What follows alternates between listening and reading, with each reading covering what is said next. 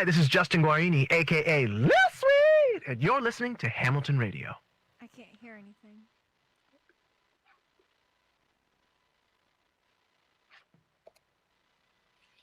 Hello? Oh, okay. Sorry, I can't hear anything in my headphones. Sorry. Hello, everyone. Welcome to the DJ Danny Show. Today is November 17th, 2020. Welcome to the DJ Danny Show on HamiltonRadio.net stream HR2. I'm your host, DJ Danny. I am so honored and thankful for my guest tonight. Everybody does know her. Well, I mean, on TikTok. Everybody uses TikTok, the big social media network out there for everyone.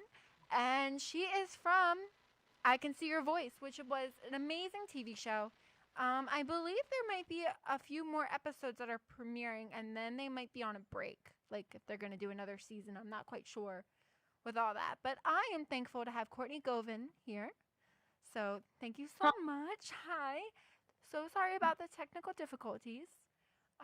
It's totally just starting the show late, but we rather start it late than with technical difficulties. You know what I mean? Like, you don't want to have like microphone issues in between, or like video, or you accidentally log out and nobody sees you while you're talking. So it's better to start late. Right, and we're all discovering this new age of trying to make life keep happening online, and sometimes it's not going to be easy. So just gotta go with the flow. Correct. That is very true. And we also have Kylie here as well. As everyone knows, she is one of the agents for Fox, and thankful that she had given me your contact information and your information tonight. So again, thank you, Kylie, for that and tuning in.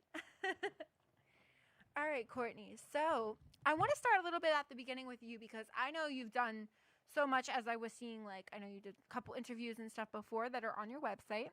And it seems like you've like loved music since you were little. Like, it was maybe like a passion, soul for you. Yeah, music was kind of just always like my thing. I was a very like loud, energetic child, so my parents always just like encouraged me to express myself through music. And it kind of just always became like my thing. I think growing up, everyone always knew me as like Courtney the singer.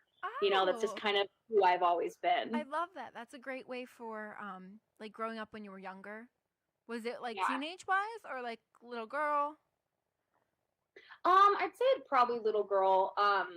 My mom always says I came out of the womb singing. Like, that's kind of just like her story. She loves saying that. That is so cute. I love that. My earliest memories of singing and actually songwriting as well was I used to write, like, if ever I was like naughty, got in trouble, had to like go into timeout, probably like age 5 or 6, I used to write my parents like I'm sorry songs and like apologize through like a little song for them. So I would like melt their little hearts and they couldn't be mad at me anymore. That is so sweet. Why didn't I have the courage to do that when I was younger, when I was in like timeout or something? I think I would just beg for food or something. Yeah, exactly. I was like, I think I would probably just beg for food or something if that was me. That's pretty much what I do. But no, wow, that's amazing. So kind of starting at a young age or something, do you feel like that definitely portrayed into something you wanted to be when you grew up? Like, did you want to be a singer? Maybe when you were in school and they asked you, what do you want to be when you grow up? Or what was your option? What did you always say? I think I always said singer, to be quite honest. I really liked acting and I liked entertainment. Like, that was kind of just like, that was my MO. I really enjoyed making people smile and laugh and have a fun night or a fun time. So I think that kind of just, that desire and that want to like make people happy and entertain kind of pulled me into, I love to sing, but I also love to act. Maybe I'll study theater, maybe I'll do this. So it was kind of just kind of all encompassing, like, I'm going to try everything I possibly can within this world and not limit myself to one thing. And I think by virtue of that, I've opened myself up to so many different mediums of art, which I think is like the way to do it, because there's so many ways that you can like express yourself in the entertainment industry. That is very true, especially with acting. I mean, there's different types of acting too that you can get into. So it depends on like which type of acting like were you talking about? Do you like being the typical actress where you can do theater? Do you like doing like movies? Like, what exactly was something that you enjoyed or wanted to be a part of? Right. I was the generation that grew up on like Glee. So I loved just like the idea of bursting into song, which translated into musical theater. Um, and then I decided I went to a highly academic based high school in San Diego. So there were opportunities for art, but they definitely weren't at the caliber that I was looking for. So when it kind of came down to like what type of acting or what do I want to do with my life, I knew I wanted to go to college because that was just something that my parents ingrained in me as something that would be important for me to do. Mm-hmm. All parents do that still to this day. I'm going to go to college for musical theater and give it a go, give it a try, see if I like it. I've never done it at a professional, even collegiate level. So I went to college for musical theater. I did a BFA program, or I did a BA program, not a BFA program. So I was able to not just do musical theater. I was exposed to like lighting, stage design, straight acting, classical acting, that kind of training and theory. So doing that, I kind of started falling in love with like the analytical side of acting, like really dissecting a character and what they want and what they're striving to do and how they're going to do that. And you as the actor have to create that either from inference in the text or just out of like, okay, let me get to know the character and start making unconscious and conscious thoughts for them to get to this ending game. To put yourself like in their persona, right? Like to feel that emotion of what the text is and show people. And I think that kind of just pushed me into realizing that I love acting, but more specifically, I think I love acting for like film and music video and television.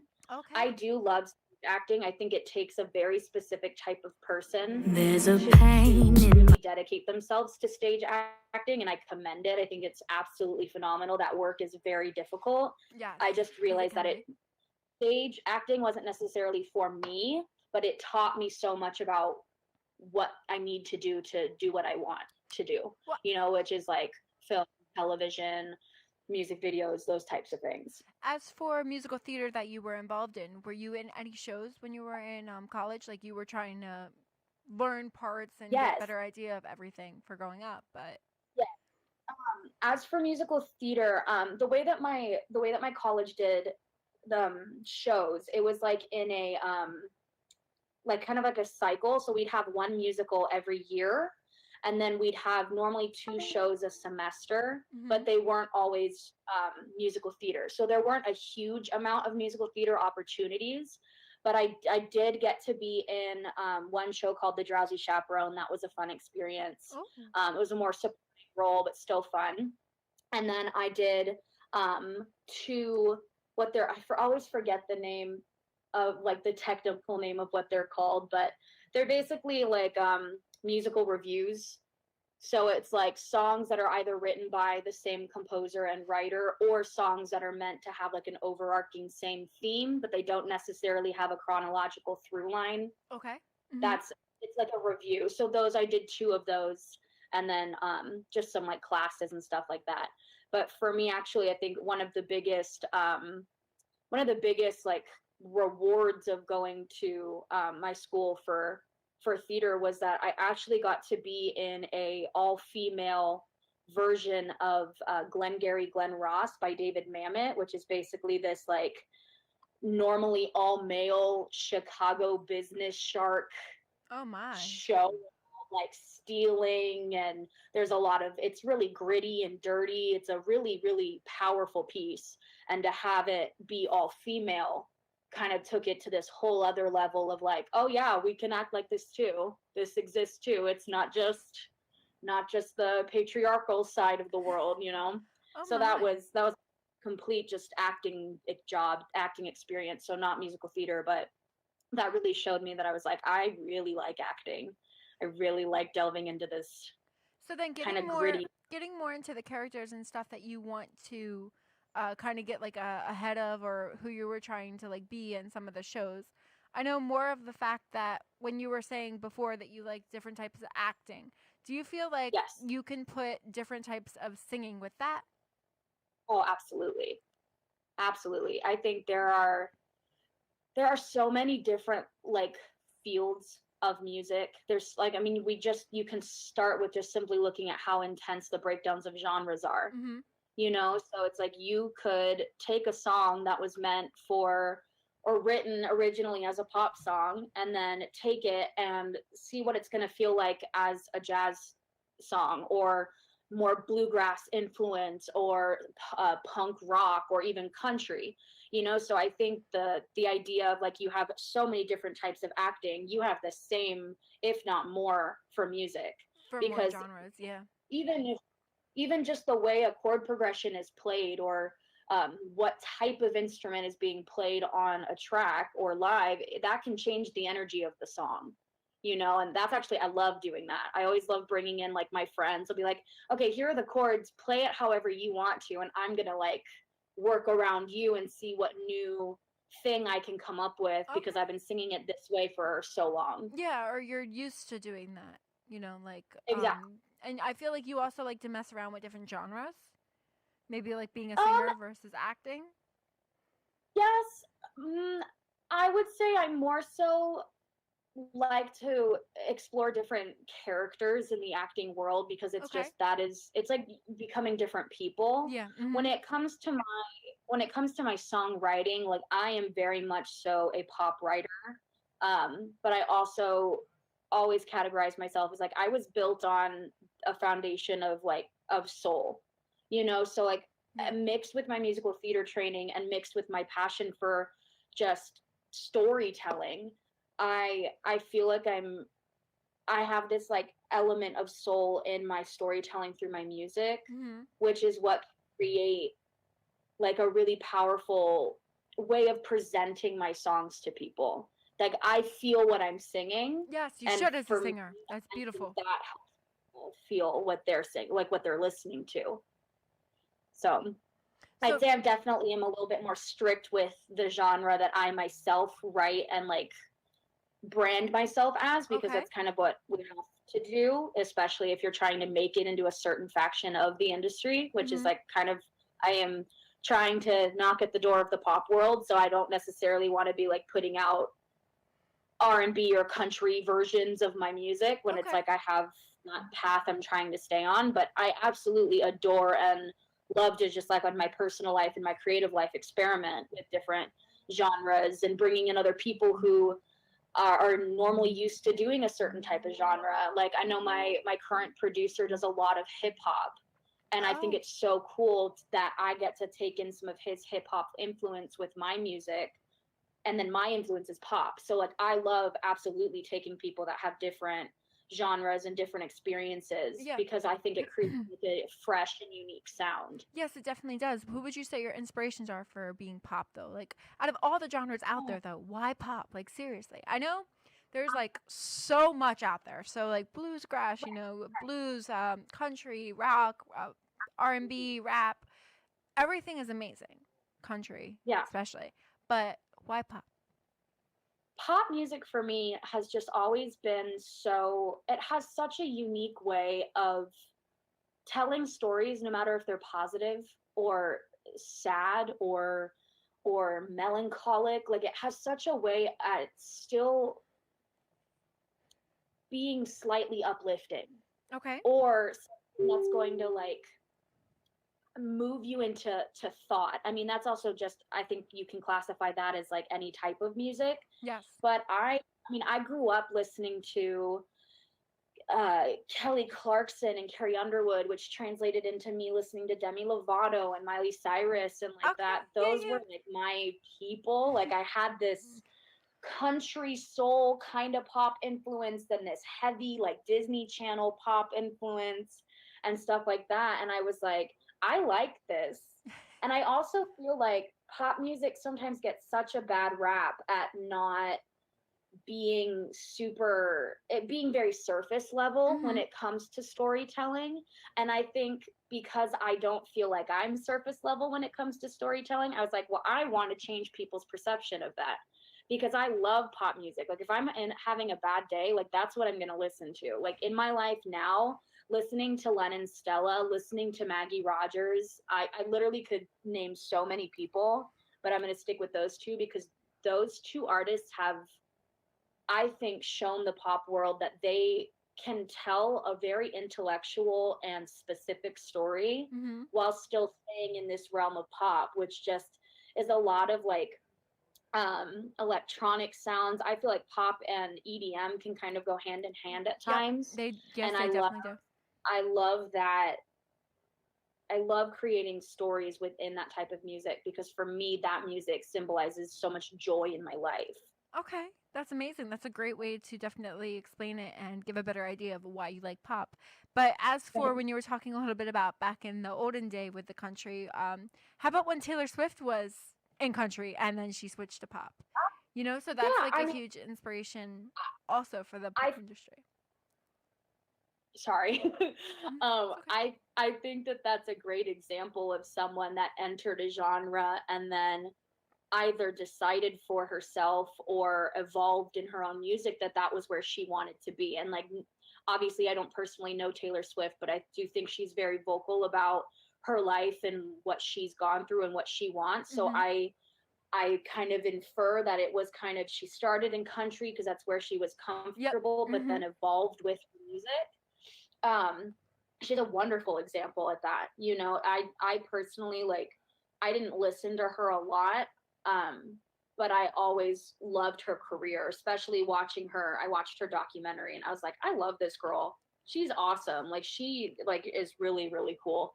And she also knows what she wants, which I think is very important for people in this industry, especially females in this industry. Definitely. But as for like the writing perspective, as you were saying for yourself, how you want to write a song and you feel the emotion or you want the listeners or the viewers to feel, you know, your fans. That's what she does with her music as well, you know? So something that you're like looking for or bigger for yourself in the industry is you can always, I don't know if you know that much of Taylor Swift or her music, but you can always listen to it and get a better idea of how you want to, you know, graphize it and stuff. Because as she has more and more EPs or singles out, you're getting a better idea as where you want to tell your story, especially because I know we're going to talk about your EP a little bit later as well. So yeah, I mean, she is definitely a prime example of someone that releases music and also tells a story and also progresses her music to kind of embody either the period of her life that she's in. And like, to me, that is a true songwriter. That is someone that takes their life experiences and is able to organically go through this process of and I obviously can't speak for Taylor Swift, but I can speak for myself. When I write a song, like, I'm healing from something. You know, whether it's something positive or something negative, like I am going through something or getting through something. And that is what I think is something that can make a song go from, wow, that's a really catchy beat, to, wow, she said the words that I didn't know that I needed to say. You know, took them and right that from your for mouth, me, right? Yeah, right. Exactly. And like, I have songs where I listen to, like, there's a song called Much Too Much by Len and Stella. And like, I listened to her chorus and I was like, yes, absolutely. I never even thought of explaining it like that. Yeah, I think it's a really beautiful thing. Yeah, the way that a lot of singers put more emotion and catchy words in their music makes you hooked because you can't get it out of your head. But then you like the way it sounds, you know, and then hence it becomes a TikTok. I should say that too. Absolutely. So I wanted to know a little bit more. So with your music career, you know, you went to college for singing and everything. Did you do like live gigs? Were you always kind of like singing solo? Were you looking for a band? What exactly was your next step that you wanted to like commend? You know, for right. being You mean like music up or like after school? You could say both. You know, just what was your like activities you wanted to do, singing wise? Right. I was kind of always I was a very insecure child. Like, growing up, I did not, I didn't really know how to like speak up for myself. So the big thing for me was that like music was always the thing that I had that no one could touch. You know, it was like the one thing that like, no matter what anyone ever said to me, I was like, I don't care what you have to say. This is mine. Yes. I'm freaking good at it and I'm going to use it. Good. So my parents were always extremely encouraging of like, okay, let's figure out where she can play, what she can do. But again, I went to a pretty rigorous high school, so there wasn't really a lot of extra time for, let me go perform at a restaurant at 8 o'clock at night, because I was home doing homework. You know, like, that was my life. So there's this little kind of like beach community called Seaport Village in San Diego. Mm-hmm. And when I was like 13 to 15 years old, on Saturdays, not every Saturday, but on Saturdays, I would get a blanket and I would go sit in the grass and I would busk. I would have like my guitar case open and I'd just sit there and I'd make like $20 in 4 hours. And I would like have my YouTube channel name written on my guitar case. And my parents were very good about like protecting me online, but they also encouraged me to post just post covers online. So I actually had my first YouTube channel at I want to say I was like 10 years old. It's like 2008, 2009. It was XOX Popstar was the username, and it does not exist anymore at all. But I wasn't allowed to be on the internet.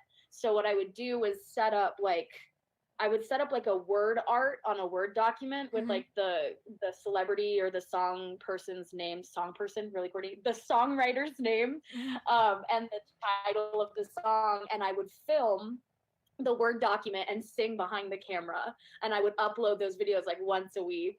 Oh, okay. It was funny. It was at the time I was like, I'm so professional, I'm so cool. Like I get to post on YouTube. Having fun with. Yeah, of course. Yeah. And then I kept going with YouTube until like 2014. I actually performed at the big YouTube convention in Anaheim for 2 years in a row. Oh man, Anaheim is amazing. I love Disneyland. Which was very, very fun. I never grew like a huge following, but I had a couple videos that would get in between like the 10 and 16,000 views, and like that would make me feel good. And then I joined the world of Vine and Keek, and I was posting covers, and nothing really took off, nothing. But I kept posting, and then Instagram started. They shifted their platform to supporting videos, those 15-second videos after Vine was created. Yep. So I was like, okay, I'm gonna post. I'm gonna post on Instagram and Vine and Twitter, and like I just felt like I was always just throwing content at the internet, and nothing was ever really happening, but I still loved it, and I still got like good comments here and there. And then when TikTok started, I was joking with my friends, and I was like, should I join another social media platform? I'm like, is this gonna be what I'm gonna do? And it was actually, I think that we're actually coming up on my year. What's today? Yeah, in 3 days. So November 20th of 2019, I joined TikTok. Oh boy, that's crazy. Right, and I think it was 2 or 3 months after I joined TikTok, one of my videos just like blew up. And I think right now it's I think sitting at like 1.1 million views. And I was like, what? It was like, I've never seen that number in association with my name. Were you singing in it, Courtney? What? Like, were you singing in the video that blew up? Like, what was the video? It was a video of me singing Dance Monkey by Tones and I. I love that song. Everybody turns it off the radio when it plays, but I'm just like jamming it. My sister's like, I hate that song. I was like, I love it. Right. I absolutely love that song. And I was like, I just started posting songs. I would sing, I would follow trends. I think the smartest thing on TikTok is always to try and follow trends. And the dances, no matter how complicated they are, and you can't do them. Yeah. What's funny is like I'm not really a dancer. Me like neither. I like to dance, but like what my brain decided to do is, okay, if a song or a dance is trending, I'm gonna post a cover of me singing that song. Oh, okay. So you did like, Savage did you do Savage Love? I'm trying to think. I didn't do Savage. I did one that was like I feel awful because I don't remember the original artist's name, but it was called Back It Up. I know I did that one. Okay. And then there's a whole different community on TikTok that's just for singers. It's songs that are trending, so sing the covers. Make your own spin, do your own runs. What's really popular on TikTok is getting to do duets with other artists, and like that's just such an easy, that's fun, yeah. Like built-in format of the app. And I think that's one of the first social media platforms to actually be like, hi, you can add audio to this person's video, and it's created so many cool opportunities for artists to get to sing together. So I And to just help like with I views, I think yeah. TikTok is honestly just changing the way, the face of the industry completely. Well, I feel like another thing though with TikTok and for yourself too, to get more views or yourself out there, you seem like, because you Mhm. know you love to sing a lot.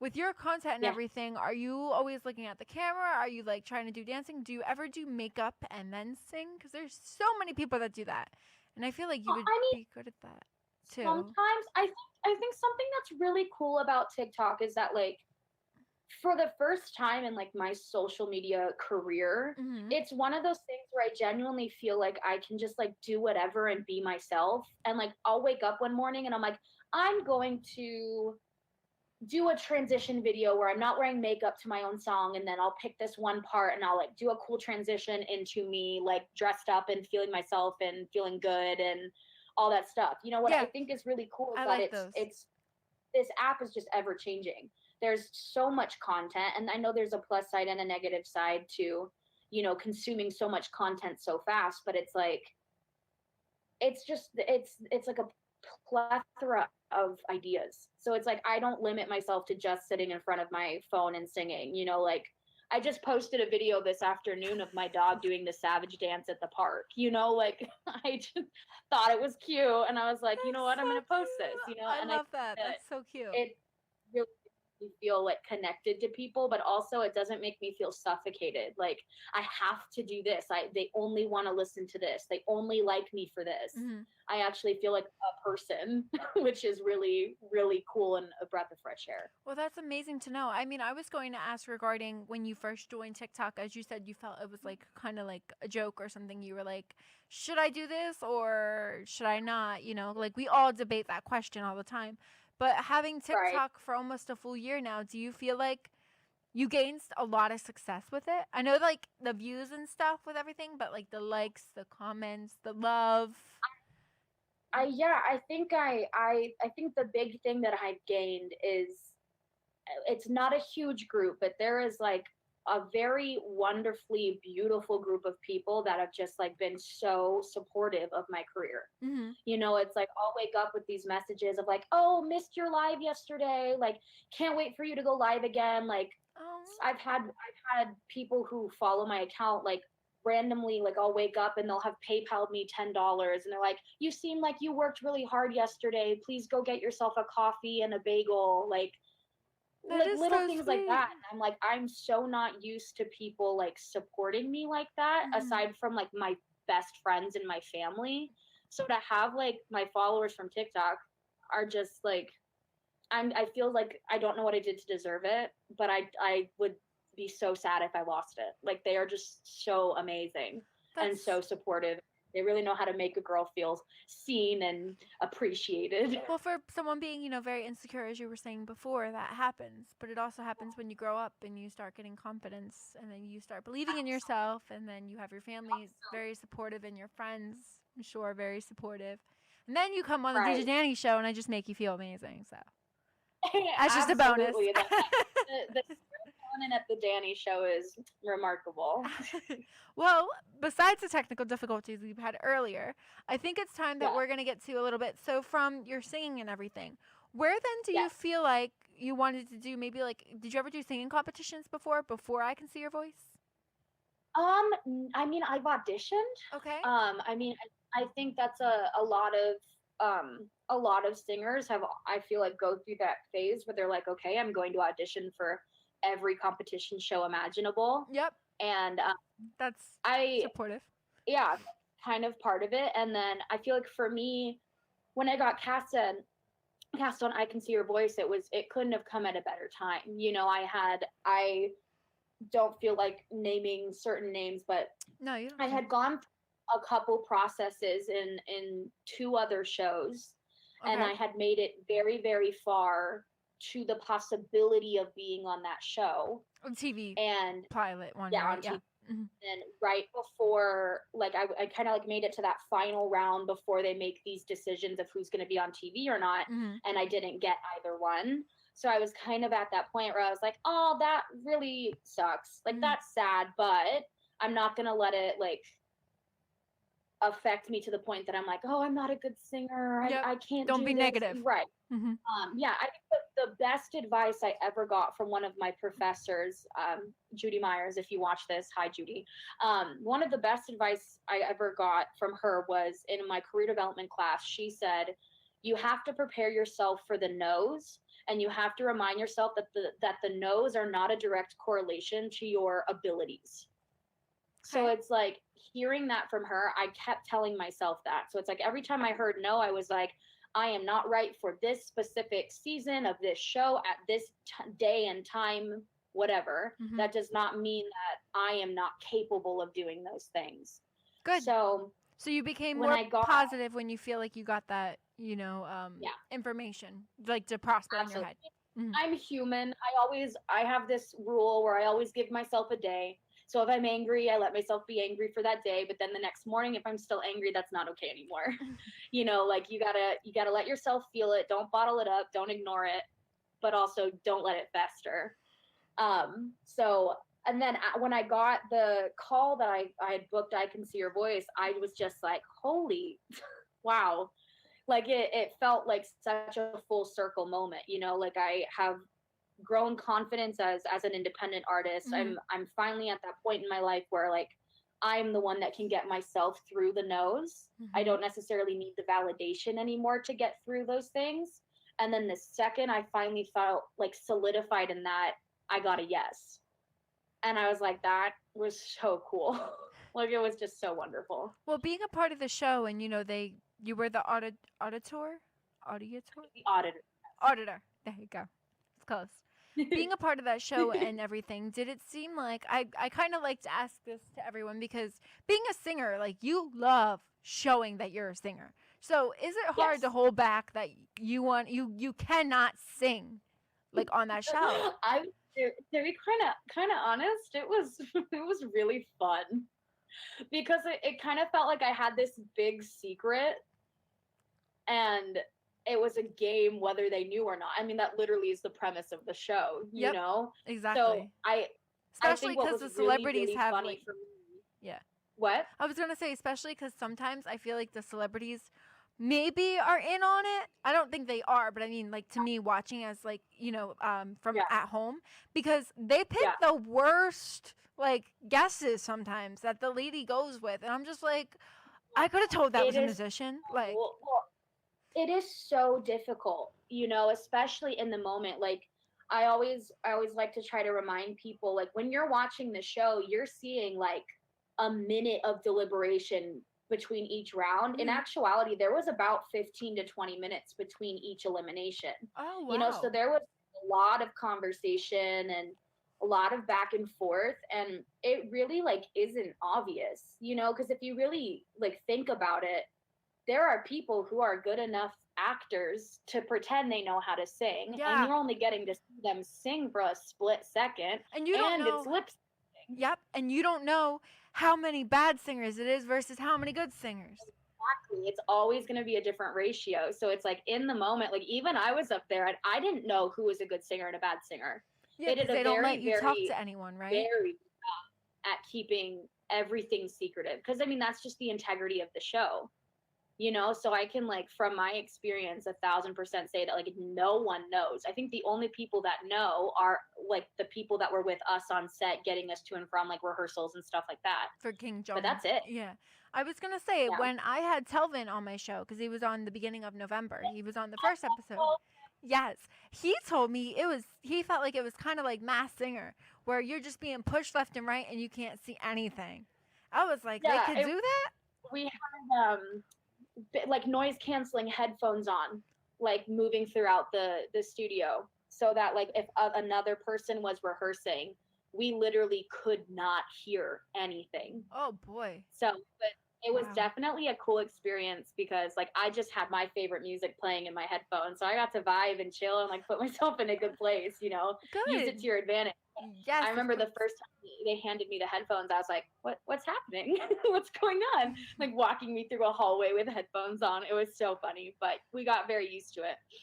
Well, that's really exciting, though. That you got a chance to be a part of the episode. A lot of people know you from that now, and TikTok. And you're still building your following to this day, because I know you have you have a single coming out, correct?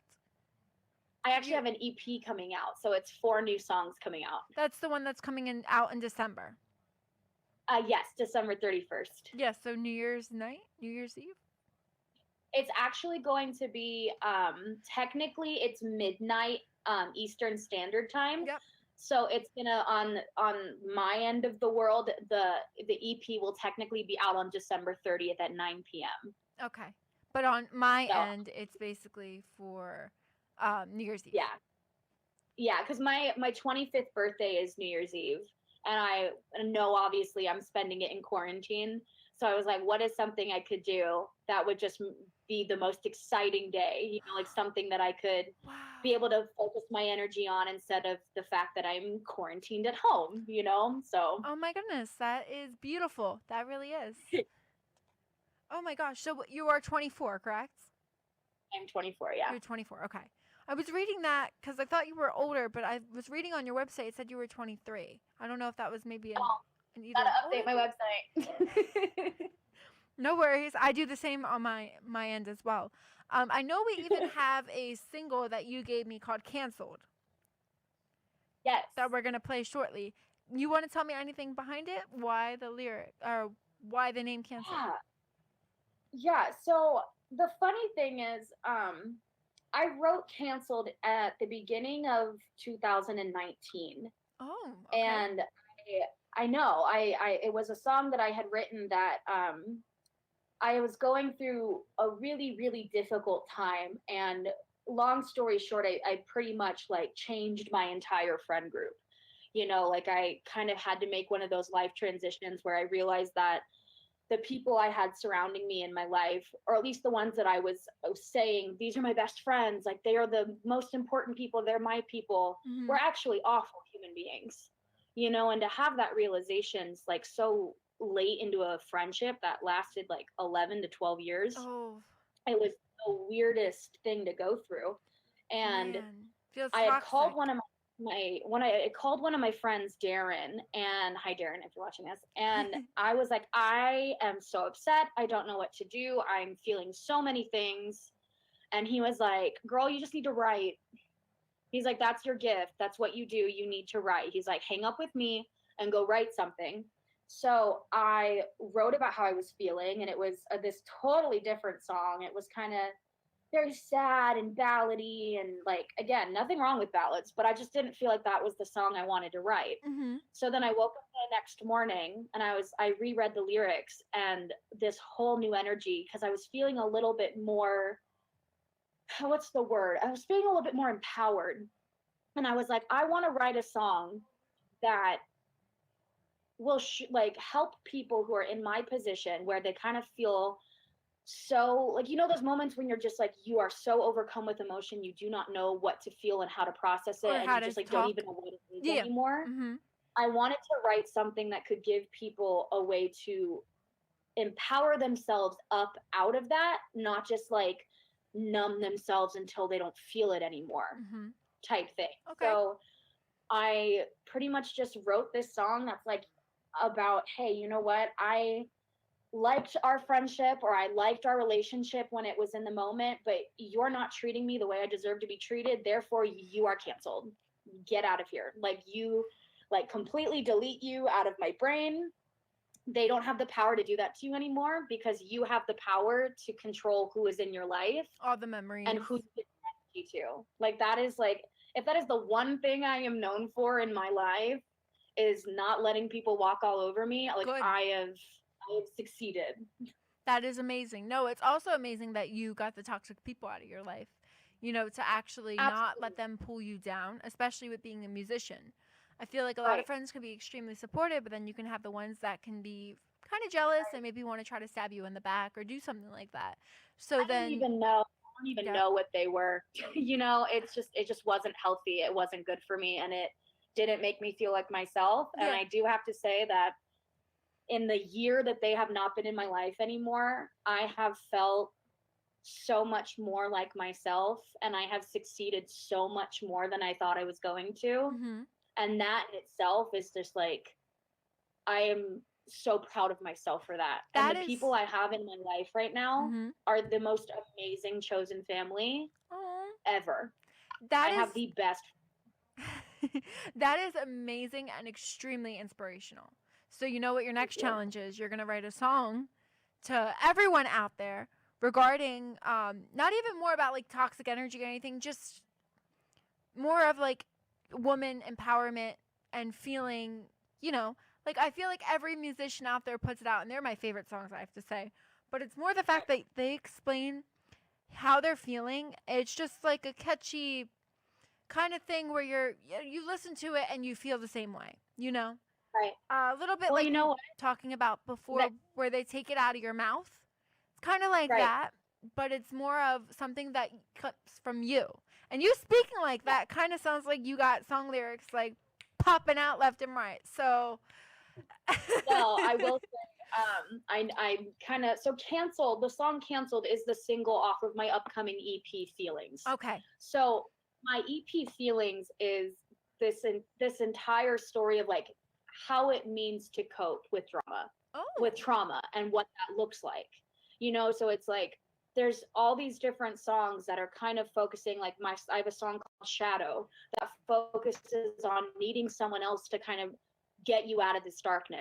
I have a song called Feelings, which is the title of the EP. And that song, that is my bad song. Like that is my, like, you don't get to say you know me anymore. That is like, that was what that energy that you were looking for me, that is Feelings. It's this song that like I want people to drive down the freeway with all their windows down screaming the chorus at the top of their lungs. You know, it's just so much about like, you don't get to say you know who I am anymore because you think you know who I was when we were friends or when we were together. And then I have a song called Panic, which is dealing with kind of the whole mental health side of trauma. And like I have anxiety and I have panic attacks and a panic disorder. And I wanted to write a song that kind of like encapsulated what that felt like. And like for me, like I still listen to that song and I'm like, oh my God, I did it. Like I did it. Like I really did. That's like awesome. Yeah. I created a song that really shows how this experience is for me. And I really think it's going to touch a lot of people. And then I have another song called Tequila. And Tequila is about drinking to forget the pain and going out with your friends and just trying to fix yourself any way you possibly can. And then it all ends with Canceled, which is, you can't do this to me anymore. I have finally reached this point in my life where you cannot tell me that you know who I am, and you can't judge me while I'm trying to fix myself. And I don't need you there to pull me out of this darkness. I can do it myself. So you are canceled. Goodbye. And those are the weakest link. Goodbye. Wow. Yeah. So that's feeling. What we are going to do right now, Courtney, because everybody needs to hear your music, we have Canceled. So we're going to actually play Canceled. And then we will come back and talk a little bit more about your EP and where people can find your social media before we get ready to close the show. I know because you said you have a thing at 8:15 my time. So we'll do our best. But we're going to play Canceled by Courtney Govin. So everyone tune in. We'll be right back to the DJ Danny Show on HamiltonRadio.net with Courtney Govin. There's a pain in my chest, feel like crumbling, crumbling. Let me stop, catch my breath, and my tumbling, tumbling. I liked it when we were all right. Now you step on me like it's your right. So just get out of my sight for good. Baby, get canceled, get out of my lane. Control, delete you right out of my brain. You can't do it to me. You can't do it to me. You're out of time. You're out of time.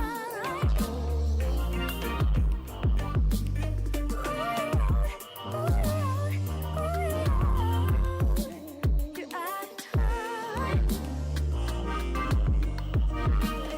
There's so much to control, feel like crumbling, crumbling. like tumbling, tumbling. I liked it when we were alright. Now you step on me like it's your right. So just get out of my sight for good. Yeah, baby, you canceled. Get out of my lane. Control, delete you right out of my brain. You can't do it to me. You can't do it to me.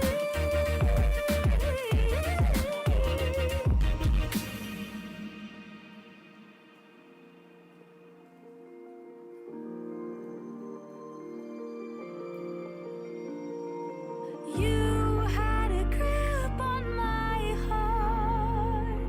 You had a grip from the start. You can't do it to me. You can't do it to me. Oh, baby, you canceled. Get out of my lane. Control, delete you right out of my brain. You can't do it to me. You can't do it to me. You're out of time. Ooh, you're out of time.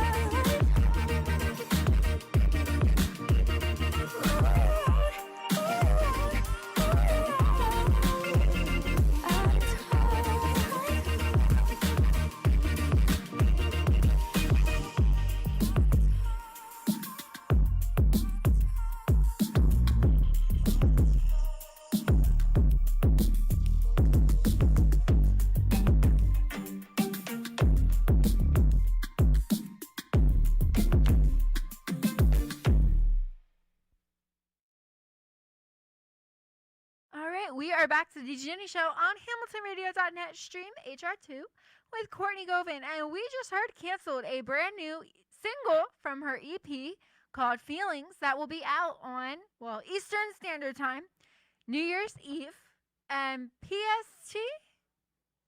Are you PST? Wait, hold on, guys, I can't hear her. Okay, say that again. 9 p.m. PST. 9 p.m. PST. Okay, I just wanted to confirm your PST time. I couldn't Yes, think of the other time zone thing. it's okay. It was like I'm drawing a blank in my head. At first I had to go out there because I couldn't hear your music through my earphones. I'm like, this is gonna be great. So that's why I had to disappear. I was like, I have to hear this, and I can't hear anything. And then they fix it right when the song ends, and I'm like, oh, thanks. I get to hear the ending. So, Yeah, so that's my song "Canceled." It was written by me and produced, and the music was written by Caleb Brandelise. So Wow. I did that single back in March. That was like my pre-quarantine project that Quarantine was allowed single. to happen before quarantine happened. But yeah, love that is song so much. So exciting to know that you have an EP coming out this year, at the end of the year, hopefully, for the beginning of 2021, which would be amazing. Yes. And more positive, we hope. Now, here with your EP and everything that you're looking to release and download, are you looking to do like more radio interviews, like for to get your promotion out there or get your songs out there, or? Absolutely. I will literally adapt to pretty much anything I possibly can. I'm so sorry. Can you I- repeat that? It broke up so bad that I didn't hear anything you said. Oh, okay. I was just looking to do pretty much anything as I possibly can. I have a lot of TikTok planned and filmed for CPR leading up to the EP, and I also am, as an independent artist, I am unsigned. So my goal is to put out my EP, and then I'm filming a music video in December with one of my dear friends, Jack Walterman. And I'm currently working with my current producer, Milo Bard of Climate Media. He's in San Diego. He produced my EP Feelings, and my goal is to keep recording with him so that I can keep releasing singles for months at a time. So have one in March, have one in April, keep going. That's May, June. I have a lot of music. Wow. So I'm kind of just going to be putting out as much music as I possibly can, but also following the curve of TikTok and what's getting noticed and trying to ride those kinds of algorithm waves. I guess you could say. Especially if you're looking to either maybe make a dance out of one of your songs. Oh, absolutely. I think I want to do like a competition and see like whoever does the best dance out of this, like I'll repost them onto my TikTok and follow them and like that kind of incentive. That promotion, and yeah. What also is really cool is yesterday, this is actually brand new information, I launched my first ever merch campaign. Oh. So I have a link on my website and on my link tree, which is actually what you posted. So you posted the link tree, which is wonderful. So on my link tree, I'm doing a 2.5 week long campaign for I have my new logo and my feelings sweatshirt. So there's 2 styles, and all of the money goes to helping me make more music. Oh, so that's pretty much it. So amazing. How much are your hoodies or sweatshirts? The hoodies are $40. That's not bad at all. Those the cheapest I could possibly make them, because it's very important to me is to make things as affordable as possible.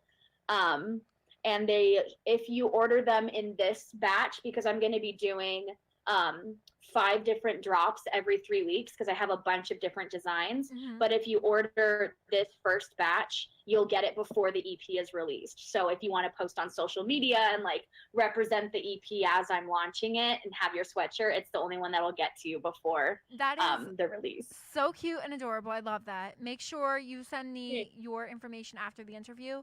If I get one, can you autograph it? Absolutely. Okay.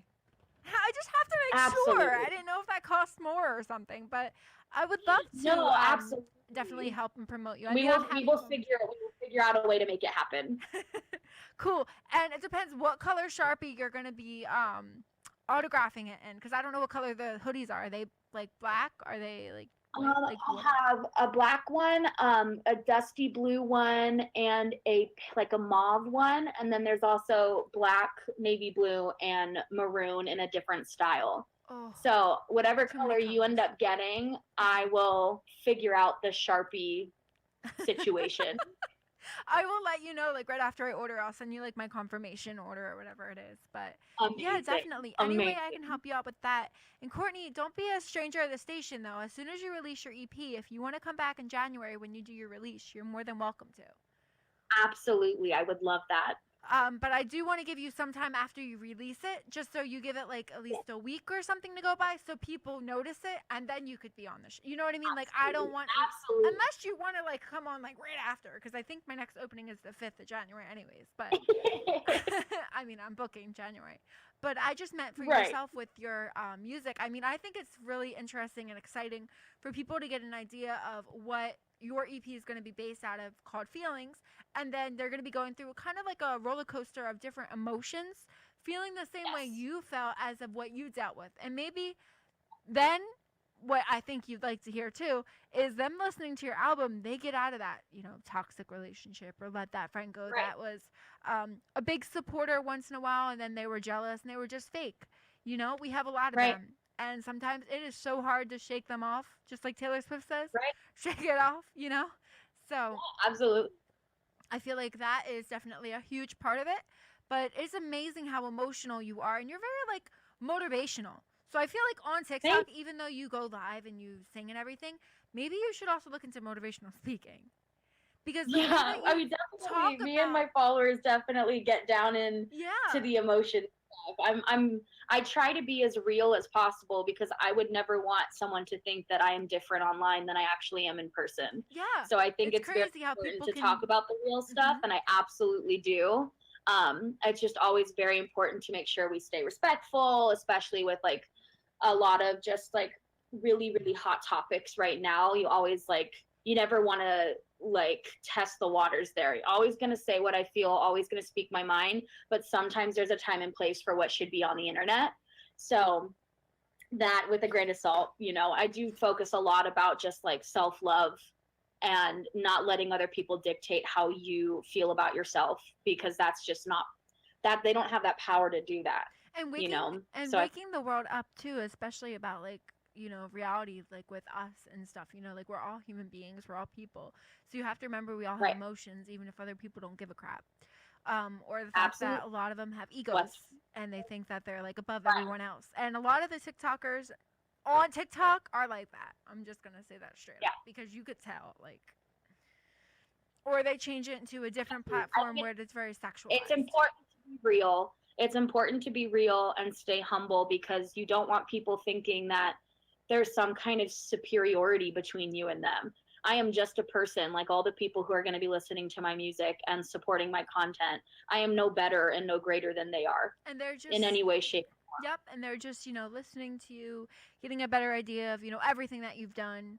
And I mean, we mentioned this a little bit before when you were on I Can See Your Voice, and we spoke a little bit before how you were saying, for a lot of people that are tuning in, how it was kind of fun for you to, not really act like you were singing, even though you love to sing and it's a part of you. Do you feel like I think oh, go on. Sorry, what? No, continue. I'll go on. Oh, I honestly forgot what I was going to say. It's okay. I think I might have done it too. Hold on. Retract. No. Do you feel like when you were on that show or just being yourself or whatever it is, not even in front of like an audience, did you feel as if it felt hard for you? Anything part of being on the show? Honestly, for singing, no. emotion-wise, like anything. I think the hardest thing about being on the show was my own mental blocks. It had nothing to do with the show. It's like I'm human, so everyone gets nervous every now and then. And I think the hardest part, realistically, of the whole show is standing up on the platforms for like 45 minutes without being able to move. Okay. That was definitely the hardest part. But like I said, I think it was kind of fun to play it as like I have a secret and they have to figure out if it's right or wrong. Mm-hmm. Like I know the answer. So it's like I'm a very smiley person. Like I'm very expressive. So when they were like, you can't react to anything that's being said about you, I was like, oh, we love a challenge. Love it so much. So I think that was pretty funny, but difficult to like have them talking about like, oh no, I don't think she can sing. She definitely can't sing. And I'm just like, okay. Yep. And then like, in your head, you're like, but I'm going to blow your minds, Right. It was also a really cool moment. I felt bad because obviously when you're a good singer and you're eliminated in the beginning, the contestant doesn't gain any money. So of course I felt bad because I knew she had picked me and I was like, I know you're wrong. And like, I want you to succeed. I want you to leave with some money, especially because I knew she was trying to open a daycare and that just like touched my heart so much. Oh yes. Yeah. The contestant. But it was still a very fun moment, especially with the song. Like the very first line of the song is "Shut your mouth," and they're like, "Oh, she can't sing," and I'm like, "Shut your mouth! Yes, I can." It was really funny. That's so much fun. Now, did you get a chance to pick anything in that, like being a part of the show? Did you pick any of the music, or they give you like an idea of what your voice tone and stuff was? No, so they did a really amazing job at like I think respecting who people were, especially if they were established artists already. So when we were picking what my elimination song was going to be, it was exactly that. We were picking it, so they asked me songs that I thought showed off my voice well or thought would kind of be able to have one of those wow moments. And River by Bishop Briggs is just one of my favorite songs to perform live. It's just such a gritty powerhouse song, so it's like if they wanted this like wow moment, I was like, I think that one's gonna do it. I think that one's gonna do it for us. There's just I've said this before in interviews, but really the whole team on I Can See Your Voice was just phenomenal. Like down from the PAs all the way up to the directors and producers and executive producers, everyone was so kind and just like there to make people's life easier and to make art during really, really unprecedented times. So I think that it was just an overall like 10 out of 10 experience. Would recommend to everyone. And the show itself is freaking hilarious. Everybody go audition for the show is what she's trying to say. When it's back audition for I Can See Your Now, how did it feel exactly when you were given Kylie as your agent? I mean, she's so easy and flexible, with like the way that she can schedule you and speak with you and everything. Absolutely. But Absolutely. I haven't been able to have a lot of correspondence with like the PR team, but I will say like they like in my experience with them, again, it's just another a testament to the show. Like they are so organized and so on top of making things as convenient for others as possible. And I hope not to their own inconvenience. You know, I hope that they're also treating themselves with kindness and respect, but they are absolutely wonderful. And being able to have them organize things and make sure we're on top of everything is just like more than I could have asked for, especially for like my first large experience with network television and having a PR team, you know. And everything, like the outfit and stuff they gave you, the dress, like on the show, everything Yeah. was just beautiful. Yeah, and that was the costume designers to portray the character of the auditor, and like it was so wonderful. And the storyline, yeah, I think it's amazing. The show, I really definitely recommend everybody should watch it and get a chance to Absolutely. audition or just get their foot in the door Fox somehow. at 9/8 Central. Yes, and last thing I wanted to ask from you for the show, if you can give everyone your social media where people can find you or your website as well. Yes. So I made it very easy for all of you. You can find me on all social media networks at Courtney Govan, COurtneyGovan, everywhere. It's at Courtney Govan. Just all over the internet. Everywhere. Because I think you have it all tagged. Instagram. Yeah, you have it all tagged on your website, right? Like at the top. Definitely. Yep. Perfect. Well, Courtney. Made it very easy for you guys to find me. Well, Courtney, it was amazing talking to you.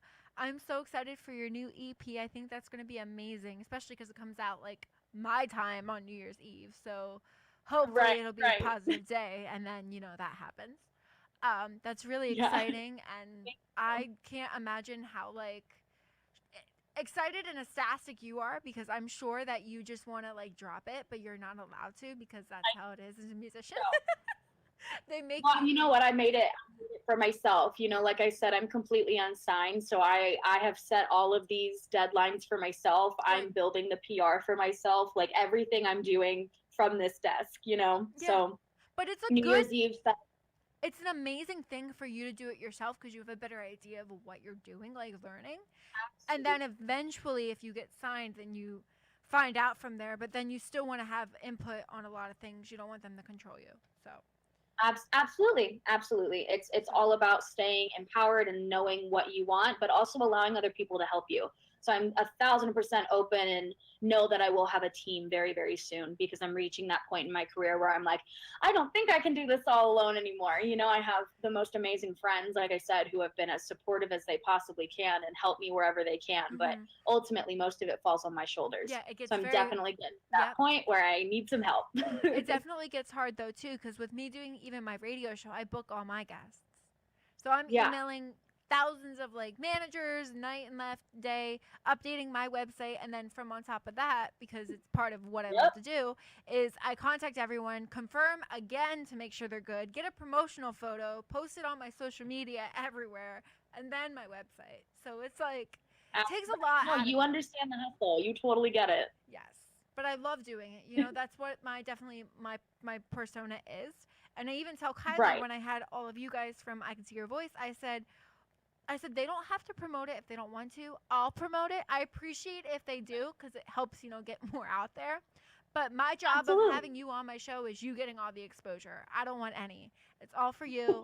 I'm here to interview you, getting to know you, so the world gets to know you. That's pretty much what it is. So I'm glad I can give you that platform. I hope you can come back. Yes. Definitely. Yes, I would love to come back on the show again. Absolutely. And Courtney, before you go, may I get a radio promo tag from you? Yes. What would you like me to say? All right. So you're going to say your name. You can say the show as well. Like you could say who you played on the show, if that's also easier for you in the tagline. And you're going to say you're listening to the DJ Danny Show. Okay. And then the second one, same thing. You're listening to Hamilton Radio, because that's the radio station you're on. Whenever you're ready. Hi, this is Courtney Govan, the auditor from I Can See Your Voice, and you are listening to the DJ Danny Show. Then Hamilton Radio is the next one? Yes. Yep. Thank you. Hi, this is Courtney Govan, the auditor from I Can See Your Voice, and you're listening to Hamilton Radio. Oh, perfect. Thank you so much. Real quick before you go, I'm going to bring out my father, Doc G. You want to come say hi to Courtney? I make him watch the show with me. So, yes. I love that so much. All right, Dad, this is Courtney before we end the show. This is Courtney. This is Doc. Courtney, This is how my you father. doing? Can you see me? Hi, how are you? Hi, Nice how to are meet you? you. I can't move it up any higher. Here. I just come and say hi real quick. How are you? I'm doing great. How are you doing? I'm good, thanks. I'm glad we got the technical issues taken care of, and people will be able to hear and see you now. Yeah, awesome. Honestly, like I said earlier, it's like we can't control everything on the internet, so at least we finally got some of that technical stuff taken care of. Yeah, it does. It gets kind of. Voice. Yeah, you do. I love Canceled. Thank you so much. Thank you. Really, really good. Yeah. So yeah, Thank thank you. you It for means being here. I really appreciate that. We'll and have her back on yeah, next go ahead. year. Go ahead, Dan. You can finish. Well, Nice thank meeting you you. so much, Courtney. It was a blast having you. Really appreciate Thank you you. being here. Again, hope to have you back next year. Yes, please. My father told me to wish you a happy holiday. Oh, because of Thanksgiving? It's not Christmas. Happy holidays. Absolutely. Happy holidays. Whatever it is. Thank you both so much for being here. Thank you as well, Kylie, for tuning in. Thank you both so much, Courtney. You were great. Thank you. Kylie, you are amazing for everything you do. Do not give up. Seriously, you respond to emails quicker than ever. I'm sure you take care of everything, and you are on point with everything. So I have to say thank you so much for everything you've done for me. No problem. Thank you, Danny. You've been great. Thank you. Well, both All of right, you. you guys have a wonderful night. Yes, you two have a great You night. guys everyone. too. Thank you. Bye. All right, bye.